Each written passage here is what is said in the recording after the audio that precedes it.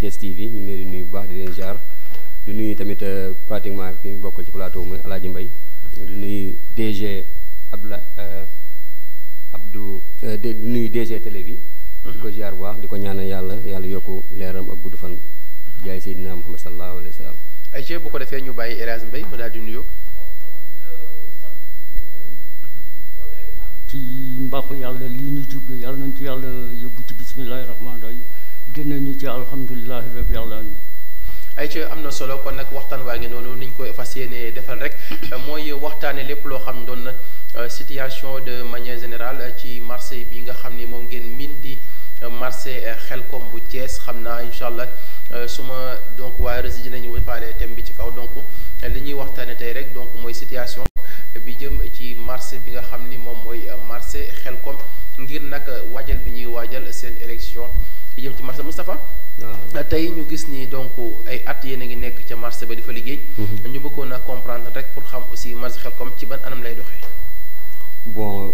di la jaajëfal ci question bi wax dëgg yàlla marché Xelkom moom ni muy anam yi muy doxee moom xam naa ni metti na trop te xam naa bu ñu ko naree wax fii duñ fi jógee xanaa dañ ciy wax tuuti ay détails rek. ndax marché fi mu nekk wax dëgg yàlla dafa enclavé wu ci biir koñ bi la nekk ay quartier ñoo ko wër mais boo xoolee ay kër yi ko wër yëpp nag daanaka moo tax marché bi nekkul zone boo xamante ni dafay neex a dem kon loolu rek daanaka bokk na ci loo xamante ni dina handicapé marché bi mais teewul nag marché bi mi ngi existé mi ngi dox ndax marché bi tamit boo xoolee bon superficie marché bi yaatu na yaatuwaay boo xamante ni buñ ko organisé yaakaar naa ne marché bi dina mën a jëm ca kanam xëy na kon il faut que kon ñu am genre organisation boo xamante ni bu jaar yoon lay doon rek pour marché bi mun a dox daal mais marché moom li ci nekk ci ay jafe-jafe moom ak ay coono moom métti na trop ñun ñu koy dund ñoo ko xam te ginnaaw yàlla yoon bi ñun amuñu fenn fu dul marché bi bu ñu sañoon tamit encore une fois marché bi dafay dox xam naa bu doxee tamit dañ arrêté trop ndax ay borom kër yi ndaw ñoo fa nekk ak suñu yaay yoo xamante ni daanaka ñoom ñooy jàppale seen i njaboot ci kër yi kon nu ñu defa marché bi dox rek ñun ci la ñuy nekk di ci yëngu ku ñu mën a jàppale ne fekk suñu ci marché bi ba mu gën a avancé ba ñu gën a dox dinañu arrangé particulièrement muy mel ni comme maire Thiès bi nga xamante ni mooy maire Pape Diop moom moo ëmb marché bi bu ñu mënoon gën a jàppale ci marché bi donte nag mu ñuy jàppale loxoom jugul ci marché bi mais mu ñu yokk ko ñaax mu loxoom gën a mën a développé marché ba nga xamante ni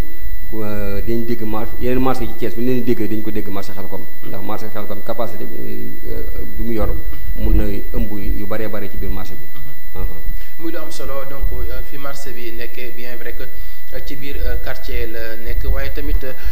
muy fu am solo tamit El Hadj Mbaye ñu xam la nga nekk donc maître tailleur boo xam ni mën nañ ñi bokk nga ñi jiitu ci marché bi ba pare tamit am nañ ci yu bëree bëri ñoo xam ne tey jaar nañ ci yow donc seen xam-xam lépp ci yow tey bu ñu doon résumé tuuti ci marché Xelkom donc ci tàmbali bi et surtout période bi nga xamante ni suñu waaju yoroon ñu ko ba fii marché bi toll tey ban jàngat lay doon ci yow. waaw jàngat bi mooy maanaam marché bi ni mu war a doxee wuñu boo xoolee place yi bari na mais li ëpp ci li ñuy sotti ci marché bi ay mbalit la ak du dara du kenn mënta comprendre léegi nag ñu bëggoon léegi jéem a mobiliser wu jéem a xool benn délégué boo xamante ni moom mën a jiite ci marché bi pour marché bi gën a mën a dox loolu moo taxoon ñu daal di jógoon ànd ko ñoom Moustapha ak ñoom Baye Coro ak maanaam ñëpp ci biir marché bi ak yéen ñëpp ñu jéem a mobiliser jéem a xool ñoo xamante ni mën nañoo diriger marché bi ñu teg ko ci seeni loxo pour ñu mën a doxal marché pour marché bi jëm ca kanam su ma lay résumé daal dama lay wax ni la daal fi ñu toll nii daal marché bu amul njiit amul dara. waaw mais marché bi tamit mënuma comprendre marché bu ñu naan marché Xelkom te ku ne xam na ni bu ñu demee ci commune Thiès Est bi Pape Bassirou Diop jiite marché yi lañ fi am mooy marché Moussante marché Xelkom ak marché Ocass waaye tey yéen aussi nan ngeen mën di fayee juuti ba pare tamit marché bi yu ci bëree bëri xaw leen a jafe. waaw boo gisee mu demee noonu dafa marché bi dañ ko tegoon ci ay loxo muy Baye Yoro Diagne yal na ko yàlla yërëm te yéexal bi pa boobu génnee àddina booba ba léegi marché bi ci tâtonnement lay demee léegi tâtonnement boobu marché moom laa lay expliquer léegi ñu la lépp bu amul njiit maanaam ku ne di doxee ni mu la neexee marché boobu mënul jëm ca kanam d'autant plus que bari na fa place yoo xamante ni kenn occupé wu ñii am nañu seeni borom la fa ne yëpp sax am na borom mais ñii am nañu ay këyit ñii amatuñu ay këyit ñii seeni place réer na ak yu demee noonu kon xam nga ni marché boobu mënul développer à 100%. ñu bëggoon nag loolu moo taxoon tey ñu mobiliser wu ak jeunes yi fi nekk ñoom Baye Coro daa yooyu pour jéem a waxtaan pour jéem a mobiliser waa marché bi. su ko defee ñu jéem a xool ñu wut njiit bu ñu wutee njiit ba pare doore na recenser marché bi yëpp. xam ci yan anam lañ koy teg bu ko defee ñu soog a mën a dem. d'accord xam naa ne aussi foofu fa la ñuy ñëw parce que ni mu ko waxee léegi ci wàllu marché yi da ci am loo xam ni day xaw a jaaxal ñu tuuti ci xel ndax bu fekkee tey marché bi dafa nekk ci commune Thiès Est ak njiit yi nga xam ne ñëpp am nañ ko ku ci mel ni donc le maire Pape Bassirou Diop mi nga xam ne aussi ci commune nga nekk ak juuti mais jàpp nañu tey marché bi war am problème te beneen bi aussi lu El Hadj Mbaye wax dafa xaw a am jeexi jaaxa parce que su ma juumul Baye Yoro Diagne bi mu fi jugee amoon na délégué boo xam ne moom moo yoroon liggéey ci marché bi mais jàpp nañ aussi moom tamit liggéey na fa liggéey bu extraordinaire boo xam ne ñëpp war nañ ko mën a wóolu pour ànd ak moom. waaw loolu moom dañ koy bàyyi ci waa marché bi ñu choisir ñu xool ko mais ce qui est licencié que li gën a nekk mooy bi fi Baye Yoro Diagne jugee yàlla na ko yaay yërëm yokk ay leeram. ñu fi jugee ku mel ni Matando moo fi nekkoon adjoint délégué nekk ci ginnaaw Baye Yoro Diagne moom moo fi nekkoon di ko doxal. wax dëgg yàlla def na ci li mu ci mën te def na ci kéemtulaay kàttam xëy na certes que dafa amul xëy na jàppale parce que moom dong mu la ñuy dégg comme Matar mooy dem mooy dikk mooy ñëw. bon xëy na marché nag du nit ku nekk nag booy jiit dina am ñoo xamante ne dañu ànd ak yow am ñoo xam duñu ànd ak yow. mais loolu moom du ñu intéressé. ñu intéressé mooy ñu fexe ba marché bi nu mu développé ba kenn ku nekk gis sa bopp. ba kenn ku nekk li nga wut ci marché bi nga am ko. ndax boo xoolee ñun amuñu dara lu marché bi parce que boo xoolee marché bi ñun temps bi ñu ëpp ñuy def ci marché bi lañ koy def. boo xoolee bu ñu génnee bu ñu xëyee suñu kër yi bu ñu génnee 8 heures boo xoolee daanaka ay 23 heures la ñuy génn la ñuy doog a ñëwaat ci kër gi. kon daanaka temps bi ñuy def yëpp ci marché bi lañ koy def kon boo gisee ni li fi Matar nekkee tamit li mu fi def yëpp wax dëgg yàlla bon mënuñoo nekk fi di ko xayma. mais franchement parlé tamit moom jàpp na ci marché bi. parce que ginnaaw yàlla yonte bi Baye Yoro yu jógee moom moo fi nekkoon te mi ngi ci doon def kéemtulaay kàttam. mais là maintenant nag dañoo toll ci benn côté boo xamante ni dañoo bëgg nag marché bi gën a structuré ba pare marché bi gën a développé gën a dem ci kanam moo tax te ginnaaw dañu fay bàyyoon koo xamante ni moom moo nekkoon comme adjoint délégué bi yàlla dogal na jóge na fi ñu jëm nag ci pour délégué boo xamante ni maire bi da koy reconnaître gouverneur da koy reconnaître waa marché bi xam ne kii mooy délégué marché bi certes nag amoon nañu délégué adjoint mooy Matar Ndoye moom fi nekkoon comme délégué adjoint mais comme nag loo gis rek am na ñoo xamante ni ñii dañ naan waaw ñii naan déet mais loolu ñun du ñu intéressé ce qui est l'essentiel mooy comme ni ma ko waxee rek ñun daal dañoo bëgg marché bi jëm kanam mu avancé nekk ci marché yi gën ci bu bokk ci marché yi bu nekkul marché bi gën ci Thiès tamit bokk ci marché yi gën ci Thiès pour l'instant daal foofu lañu toll ci jàpp nañ tamit élection yi ci liñ ci dégg mooy incha allah le 29 ngeen jàpp élection yi le 27 ngeen jàpp élection yi ñu bëggoon xam aussi ci yan norme ak formule élection nan lay demee aussi ak nan la ñuy campagne ak aussi sensibiliser nit ñi pour ñu xam ne marché bi kenn ku ne da nga war a mën a ñëw taxaw ngir am aussi pàcc boo ci war a yor waaw loolu sax moo ñu gënoon a yokk ñëw fii ñu am fi benn temps d'antenne fii ci STV di leen remercier waale tamit nga xam naa dina permettre ñu mën a lancer waale suñu appel parce que ñun marché bi moom jàpp nañu élection yi incha allah le 27 le 27 février lañu jàpp élection yi incha allah bon ni marché bi doxee nag wowoon nañu candidat yi yëpp ñoom ñu waxtaan ci ak ñoom xëy na nag dina am candidat surprise mais ñi nga xamante ni waxoon nañu képp koo xamante ni bëgg nga doon candidat pour nekk délégué ci marché bi d'abord da ngay nekk ci marché bi di liggéey ci marché bi am place ci marché bi ba am maanaam capacité war a mën a yor marché bi parce que duñu nangu rek n'importe quelle personne rek ñëw di ko taxaw ne man voilà ma bëgg naa yor dem marché bi wala jóge fee ñëw ne man maa yor marché bi te xamoo marché bi muy doxee kon képp koo xam ne dafa war a doon délégué ci marché bi da nga war a am place ci marché bi di nekk ci marché bi xam li marché bi li ñuy dund ba pare doon nit koo xamante da ngay capable pour war a mën a doon délégué du n'importe quel kii la ñuy jël def ko délégué parce que tamit maanaam suñu teraanga àdduna dafa nekk ci marché bi kon duñu bàyyi nit ku nekk kenn n'importe quelle personne mu ñëw bu ko yor marché bi ne dañu daf koy jiite loolu moom day leer kon moo taxoon bi ñu waxee loolu ñun ne kenn koo xamante ni jàpp nga ni qualité yi ñuy wax ci délégué mi ngi ci yow bu la neexee mën ngaa ñëw présenté wu xool bu ñu ñëwee gis qualité yi nga xamante moom mu nekk ci yow ñu boole ci liste délégué yi ñu def élection fii ci case bi ba ki nga xamante moom la yàlla dogal namm ni moom moo jël raw gàddu gi ñu fal ko délégué bu ko defee day doon parce que ñun dañoo bëgg mu nekk transparent mu libre transparent amul jiixi jaax amul dara bon ci loolu ñu ngi recensé marché bi jot nañoo recensé marché bi am nañ presque ay 500 et quelques personnes yoo xamante ñu ngi liggéey ci marché bi ñoo xamante ni dañoo nekk ci marché bi am fi place te ñu fiy liggéey parce que tamit marché bi rëy na mais tamit nag ñi nekk ci biir marché bi ñun ñëpp xamante nañu boo xoolee marché bi mu nga képp ku nekk ci marché bi di fi liggéey wala nga am fa place rek ñun xam nañ ne bu baax wala boog ñun équipe bi ñu yor xam nañ ne kon ñu ngi recensé marché bi ba am nañ ay 500 et quelques personnes yoo xamante ni ñoom ñeen jàpp gis ni ñii ñoom ñoo war a fal seen délégué parce que tamit ñoom ñooy liggéey ci marché bi ñun daal ci noonu lañu ko bëgg a organiser bu ñu demee ba jour élection yi kenn ku nekk di nga indi sa représentant ak maire bi dina ñëw ñëpp ñi ci war a jàpp ñëpp staff bi ñëpp ñëw toog kenn ku nekk bu ñu ko defee ñu def élection yoo xamante ni dina mën a libre et transparente ba ki nga xamante ni ki gagné tamit du am benn problème jeex jaaxal mais li ma ci doolu ci loolu ñun délégué marché ki doon délégué marché intéressé wuñu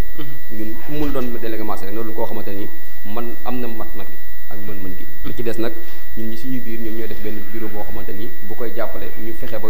kenn ku nekk ñu xool côté ba nga mënee ñu teg la fa su ko defee di nga mën a jàpp ci marché bi pour marché bi mën a avancer. d'accord hélas nga dégg aussi donc li nga xam ne Moustapha Sow wax na ko jëm ci wàllu marché surtout li jëm ci côté élection ndax donc ça ne va pas dire rek da nga bëgg a bokk pour bokk donc am na yenn critères yoo xam ne ñoom ci la ñuy dépendre en même temps aussi ci la ñuy tenir considération boo xam ni ci la ñu mën a xool ñi nga xam ni am nañu yaakaar ni bu ñu leen jëlee rek dinañ mën a am solution ci marché bi di Xelcom ndax nag quel que soit alpha suñ ko waxee rek bokk na ci marché yi nga xam ne aussi li ci nekk ci ay difficulté ak ci ay wàllu problème xaw na bari trop même aussi boo xoolee parce que la plupart des marchés gis nañu fu ci mel ni marché marché Ocass am na lu mu bénéficié wu fu mel ni marché Xëlga am na fu bénéficié wu donc ay travaux yoo xam ne defaat nañ ko mais booba tey ñu gis seen marché amul lenn loo xam ne maire bi def na ko te ñu bëggoon xam lan mooy problème réellement. waaw côté boobu moom boo ma ci laajee naa la ci sawar a tontu tuuti ndax am na lu ma ci jot a maîtriser lu ma jot a xam. bon marché bi boo dee xool ñoom yabaloon nañ fa benn promoteur ba mu ñëw ba natt marché bi. ñoom actuellement nii dañ nekk ci waaw defar marché bi. ci biir defar marché boobu ñuy jël intention defar marché bi. comme ni ko Tafa waxee sànq. xam nga dawoon ko laaj tuuti sax ci affaire délégué bi ci yan critère lañ koy fale man ci li ma jàpp critères yi nga xamante ni moom la ñu war a mën a fal délégué mën nga am capacité ñu fal la délégué te ak maandu atum njub du ne ci yow bu boobaa loola day tuxu day dàqu maanaam ki ñu fay teg day nekk ku set wecc koo xamante ni day wattu alali jaamur ya fa nekk ndax loo fa gis am na ku ko moom bu nu jëlee critère boobu teg ko bu mu féete boor bu boobaa leneen li ci des suñu falee ba pare dañuy fal benn bureau maanaam délégué bi délégué fédéral rek lay nekk koo xam ne dañ koo fal pour teg ko noonu rek mu nekk délégué moom deful dindiwul mais bureau bi nga xamante ni moom la ñuy fal bureau boobu mooy ñuy doxal marché bi waaw parce que yenn saa tamit dañuy gis foofu problème ñi ci ëpp dañ leen di fal délégué mais fu ñu leen di fal aussi dañuy nekk ñoo xam dañuy ab politique duñu am aussi benn cassette politique mais la plupart des délégués bu ñu leen xasee ba fal rek dañuy gis ñu daal dem féetee ci benn parti politique di jàppale est-ce que tamit frustration yu bari ci marché yi nekkul délégué li ñuy jékki-jékki am poste politique fal ci benn parti tax aussi en bi commencé bari ci ñoom. man jàpp naa ni ci côté boobu ñun loolu daluñu. ndax li tax daluñu mooy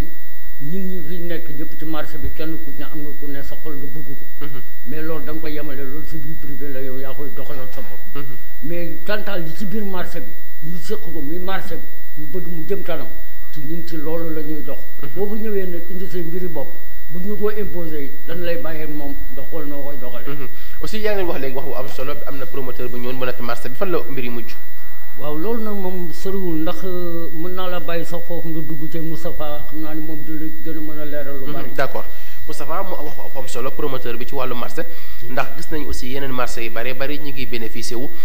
ci ay donc defaraat marché yi ak def fa ay cantine ak yenn place yoo xamante ne ak ñi nga xam ne parce que parfois ça pose problème. nga nekk ci marché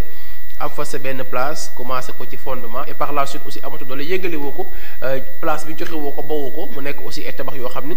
tey jàpp nañ ni xet gi am ci marché bi ak mbalit yi. place yi fa nekk seen borom yi kenn waxu ci aussi am nañ ci part de responsabilité. bu wér sax bu wér waaw effectivement li nga wax noonu dëgg la mais ñuy déjà ñun fi ñu toll ci wàllu defaraat marché bi. ñu ngi toll ci diggante maire ak promoteur. parce que marché bi ñett ñi ñoo ko moom pour defar ko bu ñu ko dee defar muy maire bi ak promoteur bi ak ñi nekk ci marché bi. bon d'ailleurs promoteur bi waxtaan naa ngi maire bi ba nga xamante ni soxla na daa amoon jox na ko accord am pour mu ñëw mu natt marché bi. pour mu xam superficie marché bi nan la toll promoteur bi xam na ko léegi fi ñu toll dem nañu jël ay information ci SM secrétaire général municipal bu mairie ñu waxtaan ak moom ci wàllu marché bi ni muy doxale ak li ñuy dégg ci riir ci marché bi parce que tam ñun dañoo doon ñun ñoo xamante ni par exemple ñun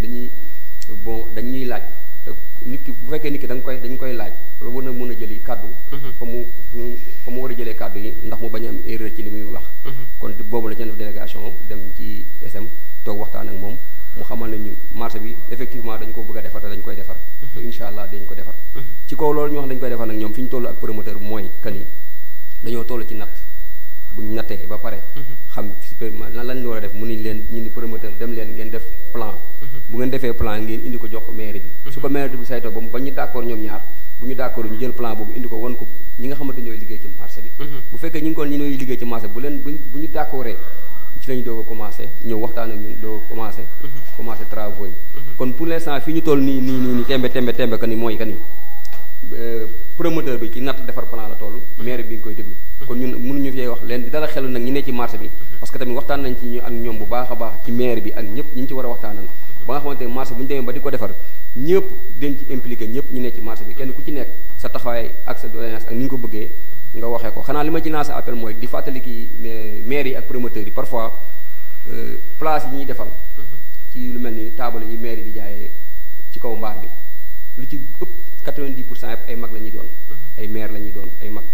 te léeg-léeg en général place yi ñuy gis ñuy defar yenn marché yi day doon place yoo xamante ni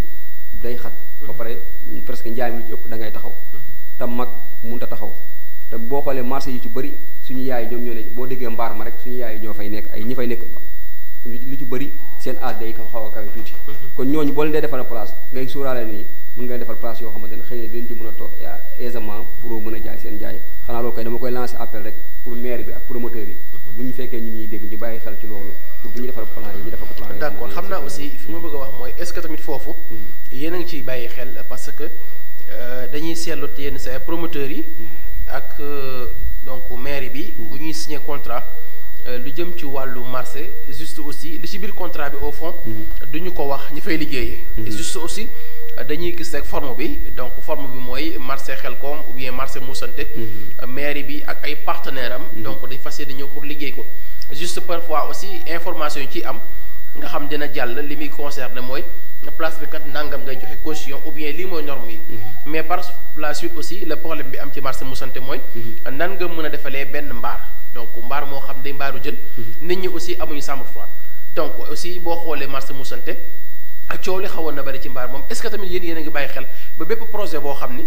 marché dina ko tëgg ak waa mairie bi mu nekk loo xam ne du leer lay doon en même temps aussi askan bi mu jéggi seen bopp waaw incha allah loolu moom ñu ciy bàyyi xel mais comme ni ko wolof di waxee rek ku muus ren laa naxoon daaw parce que boo xoolee xëy na peut-être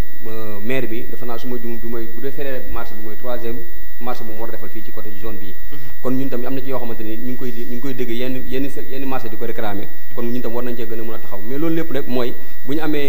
amee délégué bu baax am bureau bu baax lépp loo xamante ne dañ koy toog waxtaane ko kenn ku ne indi sa xel ak sa xalaat ñu sotti boole ko teg ko ci taal waxtaane ko ba juboo ko ak suñu yaay yi fi nekk ñoom ñëpp buñ ci waxtaanee ba juboo kon li am na ci yu bari yoo xamante ne néew mënu du ñu am lépp waaye tam du ñu manqué lu bari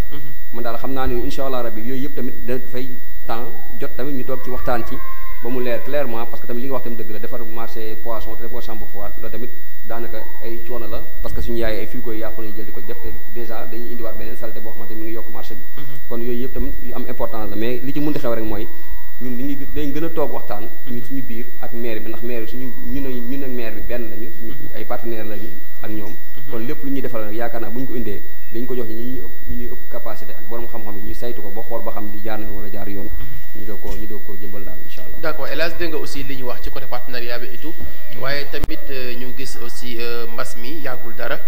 boobu ba tey ñu gis ko waaye ñu gis tamit marché yu bari commerçant yi ñu ngi kaas ci heure bi nga xam ne donc la ñuy démarrer est-ce que tamit mbas mi tàmbalee ba tey gi seen marché amul ay jafe-jafe yoo xam ne bari na fa waaw jafe-jafe yi moom du fi jóg moom ci réew mi ndax jafe-jafe yooyu moom mooy maanaam di xëy si 7 heures di wàcc 6 heures moom doxul doo am dara yaa may dégg jafe-jafe yi moom du fi jóg ah mbas mi nag yàllaa ko fi indi xanaa dañuy ñaan yàlla subhanahu wa taala moom mi nga xam ne moo ko fi indi moo ko fi mën a jëlee mu jàppale askan wi rek jëlee ñu ko fi man de loolu rek laa am ci lu ma ci wax ci wàllu d'accord Moustapha mbas mi ak marché bi waaw mbas mi moom ku xam ne moom gannaaw pandémie bi moom mondial la moom xanaa di ñaan yàlla mu jële ko fi dong waaye tamit nag gouvernement parfois ñun ñi jiite ni ñuy doxalee mbir mi day xaw a métti trop suñuy côté parce que xëy na dañuy fàtte ni am na ñoo xamante ni bu ñu xëyee li ñuy wut maanaam dañuy tey sa waaj sa kër da nga naan dépasse mais da nga naan sa doom fekk ma marché wala maa ngi dem wuti dépasse maanaam ci ma mën a wax ñu comprendre ko mooy ñun doo doon nit ñoo xamante ni suñu dépasse juróomi fan yoruñu ko ku ci am lu ñu ci bari dépasse benn fan lañu wala ñaari fan wala sax dañuy xëy dem wuti ñëw indi kon ñooñu bu fekkee da nga leen wutal heure boo xamante ni dañ koy xëy di ko wàcc xam naa dina metti trop ndax tamit kenn mënut a xeex état kenn mënut a xeex autorité mais ci wax mu leer mooy metti na ci ñun en tant que ñun tailleur parce que boo xoolee ñun tailleur lu ci bëri nit ñi dañuy liggéey ba wàcc bu ñu liggéey ba wàcc dañuy ñëwal ma ko kon déjà léegi ñun heure bi ñuy wàcc ñun 18 heures la ñuy wàcc te boo xoolee nit ñi heure bi ñuy wàcc ñu ci bëree bëri 14 heures la ñuy wàcc jëm 15 heures ba 16 heures boo wàccee añ noppal doo ko dem ci tailleur bi boo demee ci tailleur bi mu ñëwal kon ngoon nga fay dem te ngoon boobu day fekk ñu wàcc kon boo xoolee kon lépp lu mu handicapé ñun artisans yi ñun tailleur yi la gën a handicapé parce que ñun suñu liggéey lu ci ëpp danaan jëm 18 heures ba 22 heures wala 23 heures ba heure yooyu parce que tamit heure boobu ci ngay parce que métier tailleur dafa laaj li xel heure boobu la ñu ëpp temps pour mun a toog parce que pour inspirer wu pour mun a toog di liggéey bi kon wax dëgg yàlla bu temps bi moom bu ñu ko mënoon a xam nu ñuy def nag ba ñu yokkal ñu ko waaye c'est ça waaw dinañu arrangé trop mais wax dëgg yàlla moom métti na trop pour ñu liggéey am lu ñu yóbbu suñu kër ci diggante 8 heures ba 18 heures nit ñi nag dañuy parfois ne dañuy jaawale parce que am na yenn liggéey yoo xam ne comme ñun couturière ni ñuy liggéeyee ñun dafa am temps boo xamante ni ci la ñuy recevoir nit ñi am temps boo xamante ni ci la ñuy ñëw am temps boo xamante ni ci la ñuy rassembler yi ñëw defar ko moo tax ñun dañuy am temps boo xamante de 8 heures ba 22 heures wala 28 heures léegi nag ñoom ñi ko comprendre boo ñu wutalee heure bi ñu wàcc rek parfois dina xaw a métti ñun pour ñu mën a avancer dëgg yàlla d'accord kon aussi loolu war na ci bàyyi xel ndax ba ñu xoolee ba tey nit ñi ñu ngi ci wax li jëm ci marché yi fu ci mel ni marché yëpp ak commerçant jaaykat yi li ñuy wax rek mooy couvre-feu bi ak état d'urgence bi xaw na métti ci ñoom ndax koo xam da ngay taaba te ñu ci ëpp ci yooyu waxtu aussi bu ko wàccaloo 18 heures ak charge am yëpp kon donc aussi war nañu xool beneen stratégie boo xam ne rek donc préfet war na koo mën a jël comme préfet aussi moom moo ji département bi war na ko mën a informer donc ki nga xam ne mooy gouverneur ñu xool aussi ni ñu koy informer ñi ci kaw ministre de l'intérieur mu informer président mu xool aussi yenn orientation la ñuy def parce que par rapport ak ñoom ndax quel que soit alpha ñi nekk ci boobu secteur kenn déggu leen waaye Moustapha tamit situation marché boo leen fi nekkee boobu ba tey même bu fekkee tamit dañuy wax ci élection yi pour nit ñi aussi ñu xam ni plateau bi spécial la entrepreneuriat la en même temps aussi situation des marchés mais tey nag dañ ko jël réservé ko ci marché bi nga xam ni moom ngeen miin donc muy marché Ocass ñiy préparé cette élection bu ñu yàlla dimbalee muy le 27 ni ko Moustapha waxee donc candidats yi ñoom ñëpp aussi kenn ku ne am na ci yenn critères yoo xam ne donc noonu la ñuy tànnee candidats yi mais ça ne veut pas dire que rek da ngay bëgg rek pour ñëw bokk en même temps xam naa balaa ñoo jeexal dina wax organisation bi ak élection yi buy ñëw nan la ñuy voté nan la ñuy def aussi pour nit ñi tamit mën cee am xel bu baax a baax ci boobu domaine bëgg nañ tamit askan bi gën leen leer élection yi donc ku ñëw nan la ñuy voté ak kaas ba boo ñëwee yéen heure la ñuy voté ak aussi déroulement bi nan lay demee. waaw loolu moom dañ ci sawtu parce que daanaka ñu ngi ci benn chaque jour ñu ngi ci réunion ci débat yi demee noonu boo xoolee recensé nañu marché maa ngi la doon sànq ni presque plus de 500 et quelques personnes ñu ngi ci marché bi di fi liggéey fi daan seen doole muy góor muy jigéen muy mag muy ndaw kon ci loolu ci lañ ko defee élection ñu ngi ko defee fii ci case bi à partir de 8 heures comme te yàlla dafa dogal jàngoro bi dafa am pandémie dafa am fii jàngoro bi am na fii ci réew muy coronavirus bi te gars yi dañuy dajale rassemblement bi kon moo tax dañ koy defee noo xamante ni nit mën a parce que ñun organisé wu nañ déjà te marché Xelcom dafa doon marché boo xamante ni marché bu ay noobu la fa nekk te marché boo xamante ni bëri ñu jafe-jafe bëri ñu problème ñun marché ña fa nekk ñëpp yàlla dimbali ñu 90% yëpp amuñu problème amuñu jafe-jafe ci am na ci discipline daal lañ ñëw fa ëpp muy ci suñu yaay yi suñu mag ñi ñëpp wax dëgg yàlla joxante leen cër te moo tax ñun mën nañu organiser lu ne te du am benn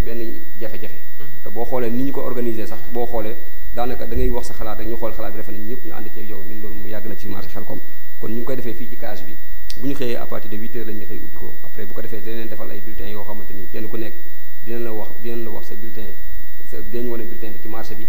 kenn ku ne xam bulletin bi nga sa candidat bi nga bëgg a préférer pour voter ko ni mu mel su ko defee bu ñu demee bu ñu xëyee kenn ku ne di nga fa am représentant ñi fa war a représenté maire bi ak gouverneur ñëpp képp koo xamante war nga ko yëgal dañ dem ci ñoom yëgal dem nañ ci ñoom dañ dem ci ñoom yëgal leen ko ko defee incha allah rabbi bu ñu demee bu ñu toogee ñu teg seen i bulletin yi kenn ku nekk nga war a jàpp ne kii nga war a voté jàpp ne moo gën ci marché bi nga jël ko dugal ko ci sa enveloppe wala ni bu ñu demee ba yenn ba 18 heures ñu incha allah rabbi ña fa nekk ñëpp ak kilifa yi ñëpp ñu toog ñu xool kan moo jël raw. d'accord loolu aussi am na solo kon aussi ci cadre bulletin yi ñu bàyyi ko xel rek dina am benn équipe de sensibilisation boo xam ne mooy nekk ci marché bi. pour présenter bulletin candidat est-ce que les candidats yi dañ ko limiter ou bien dañuy bàyyi parce que donc même bu fekkee critères yi ngeen di wax. am na ci ñu bëree bëri est-ce que candidats yi tamit dañ koy limiter parce que bu fekkee set nga ñëpp aussi bëgg a doon ay candidats est-ce que du xaw a jaxase mbir yi foofu tuuti. waaw loolu moom yaakaar naa ni du góobu mu nekk fa ndax boo xoolee di marché ba ñi ëmb ca marché ba ñëpp. bon daanaka boo xoolee commerçant la. bon ak jaay mbaar mi mooy jaay ñi jaaykat jën yi ak lu ni bon xoolee ak tailleur yi. bon yeneen marché bi certes nag am na yeneen corps de métier ci nekk mais boo xoolee corps de métier bu nekk daanaka am nga ci côté boo xamante ni fa nga gën a féete te it boo xoolee tamit bi ñuy yàgg nañoo wax ni képp koo xam ne da ngaa bëgg da ngay wax ni man bëgg naa doon candidat kon déjà du ma ni ñëpp mais majorité bi nekk ci marché bi yëpp majorité bi yëpp xam nañu élection yi am na xam nañu tamit am na ay candidat kon déjà ki nga xamante dafa bëgg candidat dañu dès maintenant wax nañu xam nañu candidat yi kii ñi nga xam ñoo dem élection ñi den toll foo xam ne nag nit du ñëw ñu mun koo jël parce que duñu bàyyi ba dernier moment ba ñu xëy suba nga ne dikk naan damaa bëgg doon candidat boobaa duñu am temps pour mun na defaral li nga defal bu ñu déggee la am na benn limite boo xam ne fa la yem beneen bi aussi mooy ba tey nag ci marché yi ndax ku wax marché Ocass marché Xelcom sa xel tamit foog mu demaat ci grossiste yi donc ñu ngi koy signaler xamuñu nag délégué bi ñëw aussi mu jéem a négocier ak grossiste yi foofu parce que boo xoolee aussi camions yi gaare ci marché bi ci côté magasin yi aussi askan bi tamit ñu ngi ciy bàyyi xel bien vrai bu fekkee aussi ña fay gaare camions yi aussi di wàcce bagage yi ñu xool de telle sorte benn organisation bu ñuy def nga xam ne oto dina mën a ñëw gaare wàcce ay bagage am dem mais bu fekkee aussi 3 à 4 camions dafa daje te foofu si nekk yoon ñu ci ëpp aussi dañ naan marché bi dañu am problème pour donc mën a jóge zone bi dem aussi fu mel ni R100 jàpp naa ne aussi yooyu war na ci mën a bàyyi xel ñi nga xam ne aussi dañ fa nekk foofu ay grossistes ñu xool nan la ñuy gaare seen oto yi donc de telle sorte aussi camions yi parce que li ñu seetlu ci marché bi 24 heures sur 24 nag n'importe heure boo fa jaaree da nga gis ay camions yu wàcce bagage aussi pour taxi jàll c'est tout un problème kon donc ñi nga xam ne aussi am nañ fay responsabilité war nañu jiima xool orientation bu ñuy def par rapport ak yooyu oto ba ñuy mën di installé wu ci benn zone boo xam ne aussi ku bëgg a jàll sans problème mais côté boobu aussi dem nañ ba fi mu toll nii moom boulevard bi commencé à l'école dem ba jaxate jëm aussi ba case des tout petits mu nekk boulevard boo xam ne aussi ñu xamaat moom moo jëm poste de santé bi te n'oubliez pas aussi poste de santé bi ay malades yu bari dañuy jóge fii ji dem ci poste de santé bi nga xam ne moo nekk R100 kon quel que soit alpha bien vrai que liggéey baax na mais aussi ñu bàyyi xel ni malades yi nga xam ne aussi fii la ñuy jaar ji déplace di dem war nañ am yoon bu ñu jaar kon nag donc oto yi nañu xool ban organisation la ñuy def ou bien ñu xool benn heure bu ñuy ñëw aussi di wàcce mais n'importe heure boo jaaree aussi ci marché bi kenn amul foo jaar kon loolu aussi donc ñu koy bàyyiloo xel n'importe ñi nga xam ne ñoo fa nekk ci côté boobu beneen nga xam naa fa la ñuy ñëwaale ndax ku xam aussi élection xam ne yenn saa yi mu bari coow bari histoire ndax nit ñi kenn ku ne ak sa température mais tey élage may ku ko wax aussi ci marché bi xam ne doyen nga fa ndax aussi yàgg nga fa tey boo doon wax message candidat yi ban message lay doon ak ban discipline la ñu war a yor ci jour élection yi. waaw mais candidat yi pour war a nekk moom comme ni ko Moussa waxee rek marché bi ku yara di ko newu ko. ñëpp ne ñëpp benn lañu ñun ñëpp benn lañu te mën nañu waxtaan suñu biir du ñu am benn problème. mais candidat yi aussi limité wul ci lu bëree bëri du nekk ay nit ñu bëree bëri yooyu.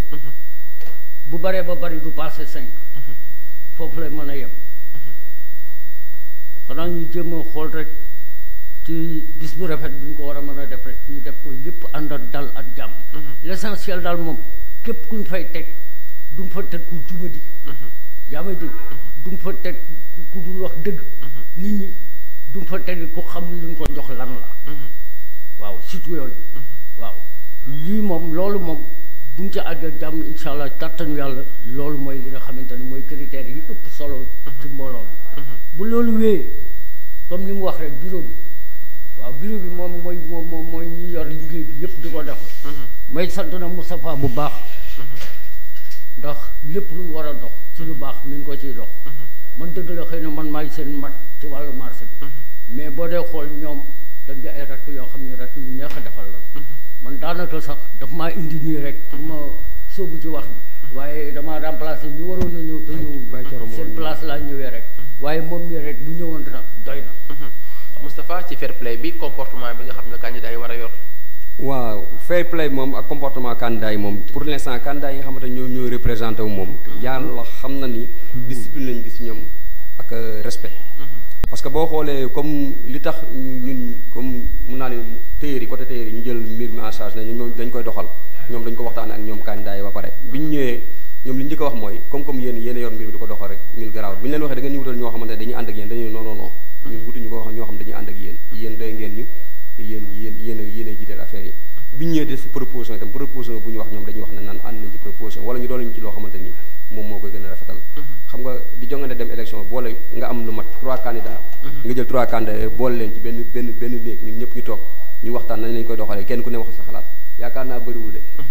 bu dee am itam defar naa bëriwul te ñun def nañ ko ñun 3 candidats yi nga xamante pour l'instant moom la ñu am yëpp pour l'instant 3 candidats yi ñu am yëpp ñoom toog nañ ak ñoom ñu waxtaan ak ñoom ne nii lañ yaakaar bu ñu ko doxalee den bëgg suñu maasa jëm kanam nangam ak nangam ainsi de suite mais ñoom bi ñu waxee loolu dañ koo rafetlu ba pare doolu ñuy xalaat na nii ak nii ngeen koy doxale ñu doxale ko nii bi ñu leen waxee ne dañ leen wutal ay représentants yoo xam dañuy ñëw ànd ci commission bi pour ñu di ko dox non dañuy wax non garaaw yéen rek mën ngeen ko dox ñu leen indil kenn kon dèjà loolu góomu ni loolu ñàkk discipline dañu wala bu neen leneen kon loolu gënul fair play gënul rafet loolu kon man am naa yaakaar ni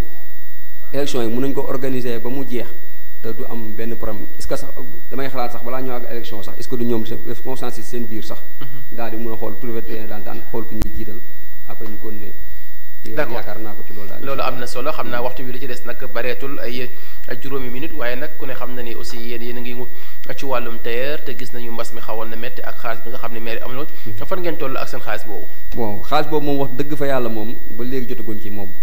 bon monsieur le maire Talla Sylla ñu ngi ko ñaan encore lancé appel une fois que li des ci xaalis bi ay doomu aadama ñëw ko moom te ñi ko moom dañoo jaayante pour ñëw ci masque yi mun naa révéler fii loo xam ne ci plateau bi man biñ ñëwee bi ñoom ñu wax ñi dañoo war a ñëw masque yi ñu ni kenn ku ne da ngaa war a jël benn machine yóbbu ko place Baye Thioro pour mën a wut benn lieu boo xamante ni dañ fa ñëw ay masque ñu ni il faut ñu benn piqueuse man dama am benn veille ak benn piqueuse damaa jaay sama veille yi pour jënd ko piqueuse ne pour xaalis bu ma jotee xaalis bi bu ma jëndaat beneen veille yi jusqu'à présent te bi may def loolu li nga rek pour jàpp bon maa ngi koy def pour am ci dara tamit dama ko def pour xëy na parce que tamit affaire bi da ngay joxe muy dem muy génn ci yow dem mais dem day dañ ñëwaat ci yow parce que bu fekkoon téye dañoo croiser ñëwuñu ay masque kon jàngoro bi dina gën a law kon dèjà ñun bu ñu defee effort di ñëw masque donte dañ ci am xaalis tamit mais ñu ngi def kon suñu contribution ci réew mi mais kon boog monsieur le maire Talla Sylla bu fekkente ne ñoo dem ba jamono bii mu am benn somme boo xamante ni da koo jox nit ñi da koo jox yenn téyeer yi am benn somme boo xam jox ko yenn téyeer yi te ñoom dafa ma fàttali ko ni ko dafa am benn somme xaalis boo xamante ni masque bi mu ñëwee dafa am ay entreprise yoo xam bi ñu jëlee seen loo dañ ko joxaat téyeer yi ci biir ñu ñëw ko ci suñu biir parce que téyeer itam bu fàttali dañoo bari boo xoolee moo tax mu am na ci xaalis boo xam bi mu ko joxee muy 28 millions yi mu jox regroupement bi bon regroupe kon mën naa koo jox comme exemple man 28 millions yi ñu jox regroupement yi man 22000 laa ci am mais li nga xamante moom la desel ñi nga xamante ne beneen yeneen confection yi nga xam ne ñoo desel bon am naa ci xaalis bu takk parce que bi ñu ñëwee ñun ñëpp mënu ñoo am xaalis masque regroupement bi dañoo téyeer yi nga xam ñoo ne ci marché bi ñu jox leen ko téyeer yi nga xam ñoo ne ci marché bi ñun ñi nga xam ne ñoo nekkoon responsable yi ñu dem ci entreprise yi sollicité leen ñu jox ñu ay masque ñu ñëw ko kon dèjà bu yoree entreprise yi bu mu jàpp ne entreprise yi donc la yor dafa yoral téyeer yi yoo xamante ne ay téyeer yi individuels yoo xam ne dañoo nekk ci marché yi nekk ci koñ yi nekk ci gox yi parce que ñu ñoom mobilisé woon doon benn groupe dem di ñëw masque ci entreprise yi kon il faut ñu rappeler monsieur le maire Talla Sylla encore une fois bu ñu mënoon dimbale ci loolu wax dëgg yàlla soxla nañ ko trop parce que ñun liggéeyatuñu liggéey bu tax ñuy wax am na solo xam naa ni waxtu wi ñu amoon mat na bu ko defee rek ñu bàyyi El Hadj bu fekkee aussi am na